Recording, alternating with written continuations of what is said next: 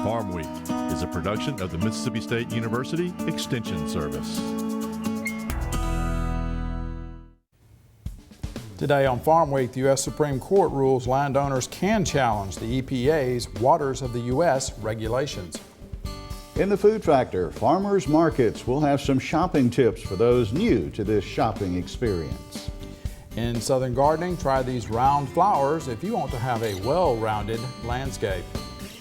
In the markets, excess pine saw timber supplies could bring more lumber manufacturing, but higher cattle placements may bring prices down in the livestock sector. In the feature segment today, everyone from illegal speculators to farmers are being affected by increased regulations of the commodity futures market. If this continues, we are very concerned that there's going to be a problem with our ability to offer the types of contracts, forward contracts, etc., that we offer to farmers today if these are not or no longer qualified as bona fide hedging, but considered speculation.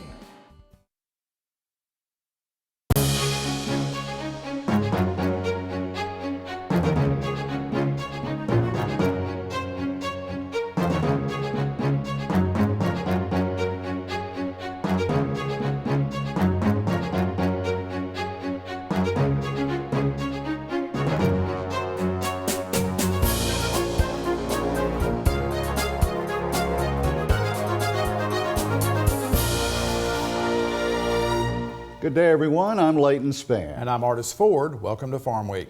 The U.S. Supreme Court ruled Thursday in favor of farmers regarding part of the EPA's Waters of the U.S. regulations. Leighton, it was a sort of vote that agriculture is not used to seeing in the courts. The U.S. Supreme Court ruled 8-0 that property owners may go to court and get a prompt review of Environmental Protection Agency rulings under WOTUS, the Waters of the United States. Agriculture's beef with WOTUS has always been with the fact that EPA could say a ditch or temporarily wet area could be considered a protected wetland. The EPA claimed landowners must apply for costly permits before being able to challenge the EPA determinations in court. The Supreme Court said that's not the case and landowners should be able to get a prompt judicial review without an initial permit. The goal of Mississippi State University's Natural Resources Enterprise program is to help landowners get more income from their land. NRE partnered recently with the Federation of Southern Cooperatives to educate rural landowners on the various aspects of developing a business. Farm Week's Amy Taylor Myers reports. Whether a landowner is interested in resource conservation, starting a rural business, or seeking advice for an existing operation, Mississippi State University's Natural Resource Enterprises program can provide the necessary tools. Holmes County landowner Henry Anderson says he attended the recent NRE workshop for marketing advice. Being a cow-calf producer, I want to get information on how to better market my cattle and also to also better grow them and know how and when to sell them. Different land requires different practices, and that's some of the things that we're learning here today. You know, take pasture land, for instance. We want to keep it clean and keep the grass producing for the cattle, and then also the cattle producing for the landowner. Alex Harvey, Sustainable Forestry Program Manager with the Federation of Southern Cooperatives, says rural businesses help keep communities together. When land is managed as a source of revenue, then it likely stays in the family and it likely keeps rural communities intact. The Extension Service has all these resources at their disposal. So I think that it's really important to go where the resources are in terms of managing your property. And that's why this partnership is really important with the Federation of Southern Cooperatives and the Mississippi State Extension Service. Harvey says land operations can include agritourism, forest products, cattle operations, and even beekeeping. From Lexington, Mississippi, I'm Amy Taylor Myers reporting. The U.S. Senate has voted to do away with a new inspection program that checks the safety of catfish being imported into the United States. The Senate, led by Arizona's John McCain, voted 55-43 to do away with the inspection program approved in the 2008 Farm Bill. After many delays, the program began to be phased in earlier this year.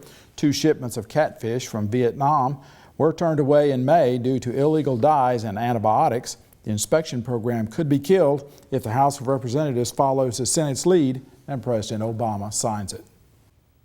Many people like the idea of farmers markets, but they're not familiar with the shopping experience they offer.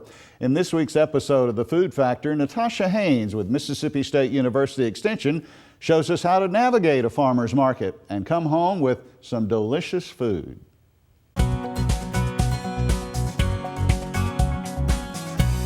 Hi, I'm Natasha Haynes. Shopping at the farmer's market is a great way to get fresh, seasonal, locally grown fruits and vegetables. The market can seem overwhelming at first, but here are a few tips to make sure your trips are successful and fun. Farmers markets are popular and can be crowded and busy, so don't let the crowds overwhelm you. For the best selection, go early. The best goods are often the first to go. Stop at each stand before making a purchase. Prices and selection can vary from farmer to farmer, so plan to comparison shop before making any purchases. Talk to the growers, try the samples. If something is unfamiliar, ask the grower how it tastes and how they like to prepare it. Bring cash. Vendors may not accept checks or credit cards. Select an amount you can use within a short period of time. Go directly home from the market. Avoid side trips. Food will decline in quality, and perishable foods like meat and eggs can pose food safety problems if left sitting in the hot car. Farmers markets are a great way to get fresh produce and have an educational experience as well. It's time to make healthy food a factor in your life. Well, in this week's Southern Gardening segment, what goes into a well-rounded landscape? Extension horticulturist Dr. Gary Bachman with Mississippi State University says you should pick round flowers, of course.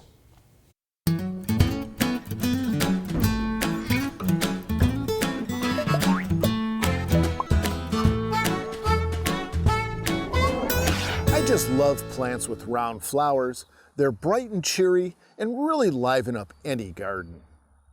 Today we're at the LSU Ag Center in Hammond, and I have to say the sun garden is looking good with some of my favorite plants with round flowers. I think I've mentioned in the past that I'm crazy for coneflowers. Though named for the color purple, newer selections like Cheyenne Spirit have orange, yellow, and red flowers. But I'm drawn to a couple of older, reliable selections like Bravado, with its 2 to 4 inch flowers with bright purple petals and dark center cones, and White Swan, which was the first non-purple coneflower. Another surefire garden hit is Early Bird Gold Rudbeckia. This is a showy perennial featuring bright golden petals with a dark brown center cone.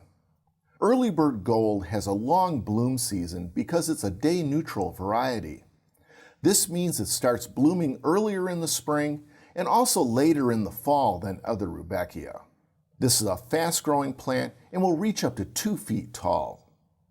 Gaillardia is another great flowering perennial that has few pests and many selections with bright warm colors that really liven up the summer landscape. I really like Mesa Bicolor with its bright yellow blooms with copper red center and halo.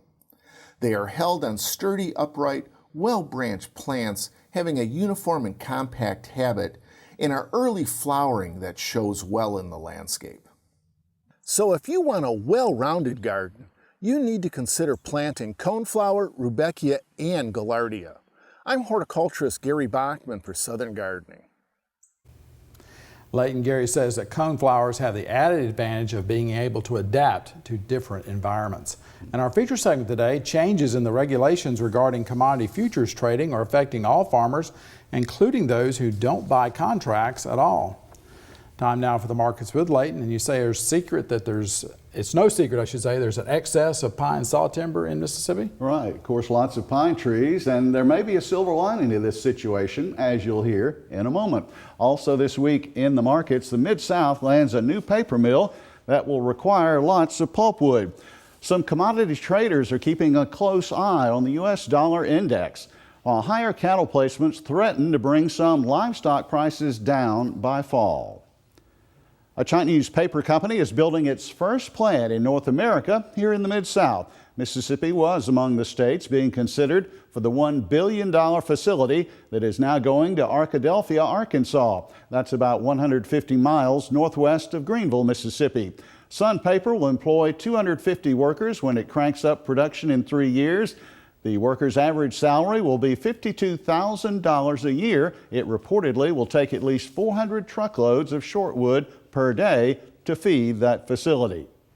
Speaking of wood, lagging stumpage prices for pine saw timber continue to be a problem in Mississippi. Extension's James Henderson tells me he sees evidence of a silver lining to this situation that's already beginning to develop. Pine saw timber stumpage prices have continued to lag despite the increase in demand. Is there reason for hope, James, as far as the immediate future on those prices? Most likely not in the immediate future, but the solution to all of our problems are basically lack of competition. So these lower prices combined with the tremendous volume of pine saw timber we have in the state should continue to attract more new solid wood product manufacturing investment in the state. We're already seeing that now as evidenced by the new mill in Newton sawmill and the new plywood mill in Louisville. Maybe we'll see more of that. Seeing a stronger U.S. dollar on display as the month of May came to a close. In fact, the dollar index was even higher on the 31st, despite the fact the dollar index is down more than 400 points so far on Wednesday, June 1st, as we record this edition. Analyst Sue Martin thinks an uptrend will resume, but the possibility of a hike in interest rates also has the ag commodity markets a little nervous. I think the dollar is going to continue as we move a little bit further into summer. I think that the anticipation of the Fed's move coming up here in June at the FOMC meeting, expecting to hear after 5 Fed presidents made comments this past week and indicating that, you know, we do need to have or should have an interest rate hike, and Janet Yellen kind of hinting towards that direction as well. The market's going to be horribly disappointed if it doesn't happen in June, but I think we're going to anticipate it as we go towards that meeting. Well, let's check out our trivia quiz for this week. We're starting the new month of June with a question about livestock. Here it is. Which county has the most cattle and calves in Mississippi? Is the answer Walthall, Jones, Hines, or Lincoln? Stay with us for the correct answer. We're going to pause for a short break on Farm Week. Coming up, we'll look at the calendar and the rest of the markets. Leighton Spann says heavy cattle and increases in placements are hitting the fed cattle market. In the feature segment today, see how farmers who don't buy commodity futures contracts are being affected negatively by new regulations.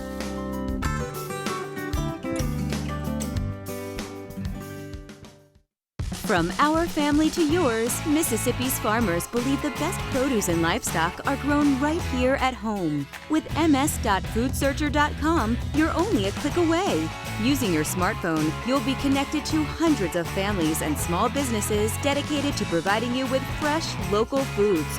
Produce, meats, fish, dairy, agritourism, community markets, and more are right at your fingertips, no matter where you are. ms.foodsearcher.com. Before we get back to the markets, let's look at the Farm Week calendar. Roses are a favorite of many, but most believe they're difficult to grow. Well, there's a workshop on Tuesday, June 14th you should consider attending. Learning how to grow beautiful roses will take place at the MSU North Mississippi Research and Extension Center that's located on Highway 145 South at Verona. The workshop will run from 10 a.m. to 11:30 a.m. You'll tour the center's rose garden and hear talks on proper management practices. Questions will be answered. There's no registration fee, and you don't have to pre-register.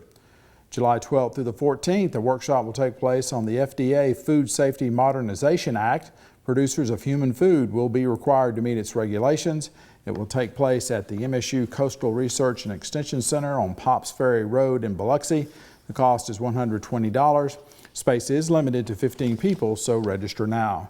Go to our Farm Week website at farmweek.msucares.com for information on these and other events.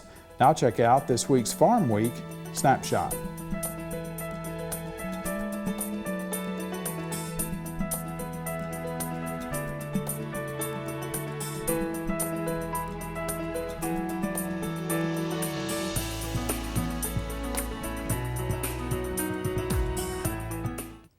The on-feed report from the USDA in late May caught the cattle sector a little off guard. Lots more heavy cattle were placed. Extension economist Brian Williams says that may come back to haunt the market later in the year. Why was the placements figure the main headline out of this cattle on feed report? Well, it really was the biggest surprise in this report and kind of drove the rest of the numbers. Looking at the placement numbers, placements totaled about 1.664 million head during the month of April. That was a 7.5% increase from a year ago. And when we look at what the expectations were, most analysts were actually expecting placements to be lower compared to a year ago. So why was this figure turned upside down? Something obviously happened out in the real world. Yeah, I think there's a couple of things kind of playing into this. First of all, we need to keep in mind that historically with the seasonal placement trends and that sort of thing, April is usually a low placement month to begin with.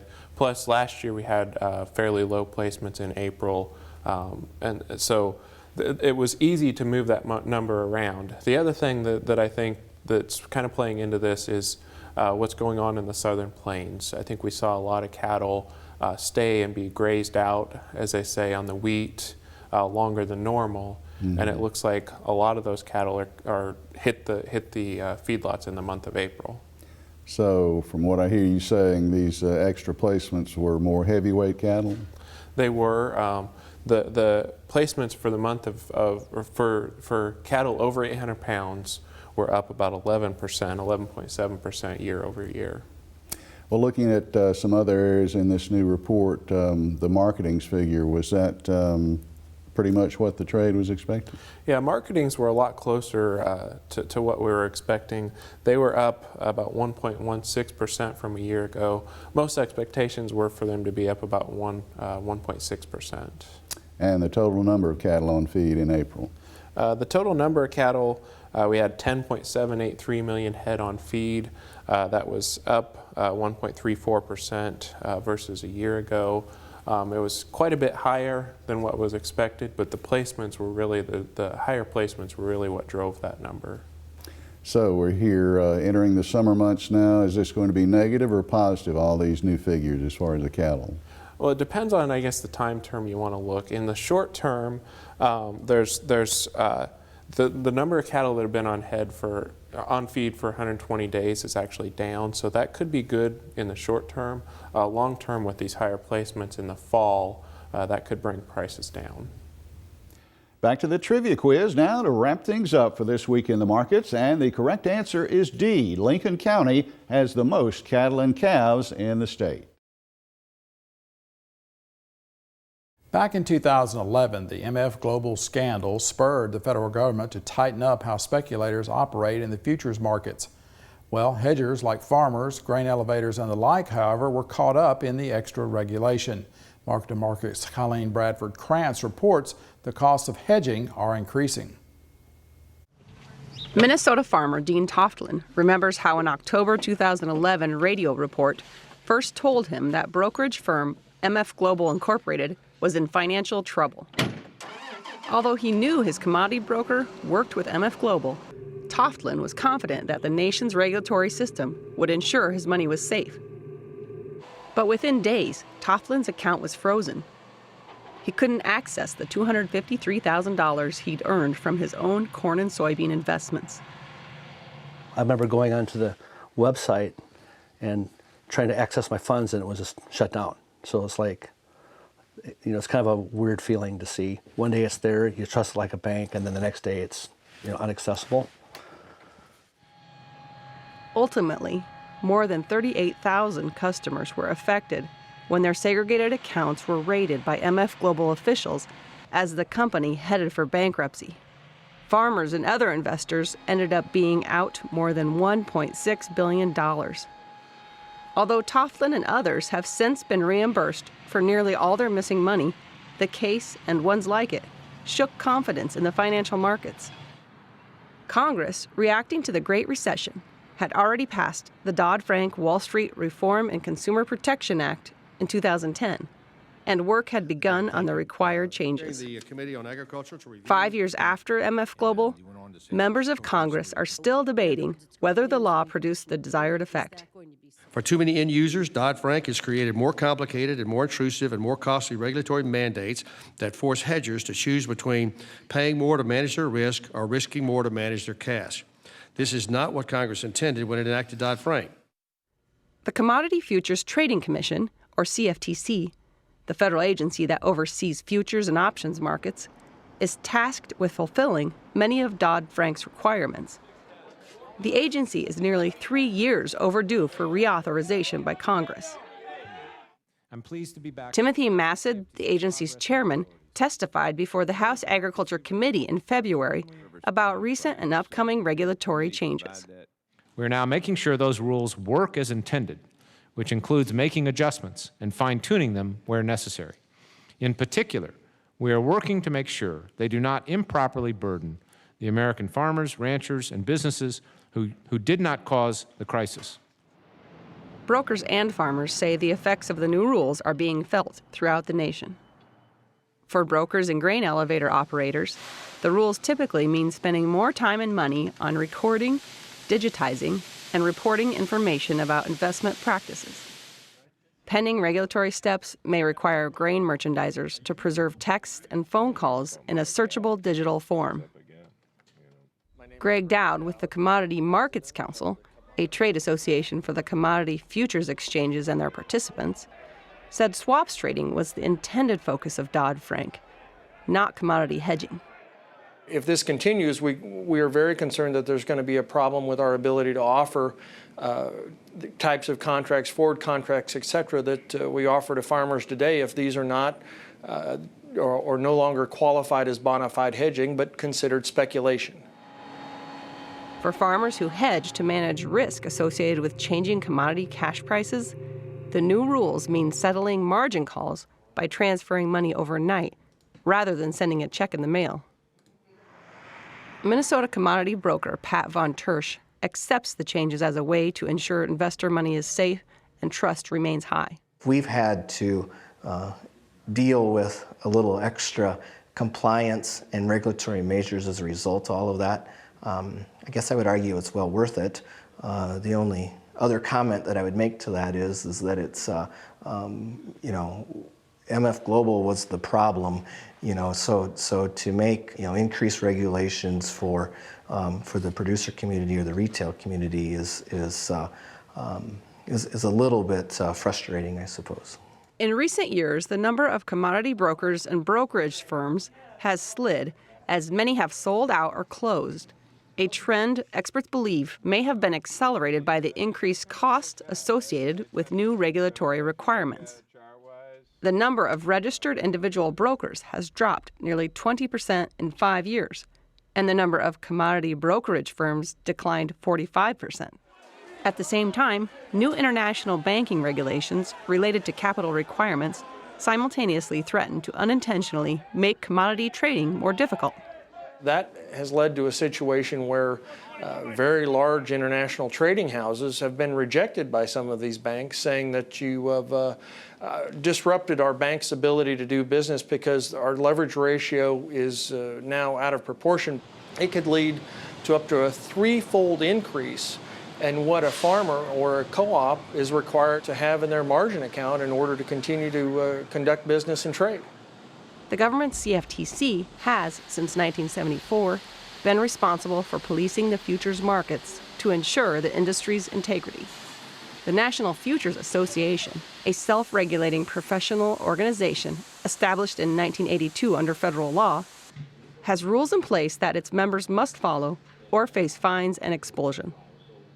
Dowd says the two entities are facing a difficult challenge when trying to prevent fraud. You can't write a regulation or write a law that accounts for every single possible contingency in the market. The exchanges, the NFA, and ultimately the CFTC are dealing not only domestically but also internationally in a marketplace where we can move billions of dollars around the world with a click of a mouse. Von Tersch said he feels confident that the CFTC and the NFA are sincere in trying to minimize the impact on farmers and grain merchandisers. But as this legislation is enacted, again, it probably has created another layer or two of compliance that has gone over the top. Dowd said it's possible to create more market uncertainty by making futures trading more costly and difficult. If these regulations do not work together well or do not allow these companies to lay off and manage their risk, they have the potential to actually create risk where it didn't exist before. Toftland, who testified before the Senate Agriculture Committee in December 2011 about the impact of MF Global on his operation, appreciates the attention paid to preventing another such scandal. However, he also wonders if federal authorities may have overreacted with some regulatory changes. The tendency of anything like that is maybe the pendulum is maybe swinging too far to the other side. So maybe we need to slow that pendulum to have a little less regulation, because we want to make things affordable at the same time. But I think they've come a long way. For Market to Market, I'm Colleen Bradford Krantz. And the law of unintended consequences lives. We're at the end of Farm Week for this week. On our next show, changes are coming in 2017 in the way that farmers can use antibiotics to treat their food animals. Beginning in January, farmers will have to follow more restrictive regulations in their use of medically important antibiotics in their animals. In the food factor, want better tasting and safer food when you grill out? Use a thermometer so you don't overcook or undercook your food. And in Southern Gardening, we'll start our 4-part series on the gardens of Natchez, Mississippi. The first will be Monmouth Plantation. For the rest of the Farm Week crew, I'm Artis Ford. And I'm Leighton Spann. Thanks for watching. We'll see you next week.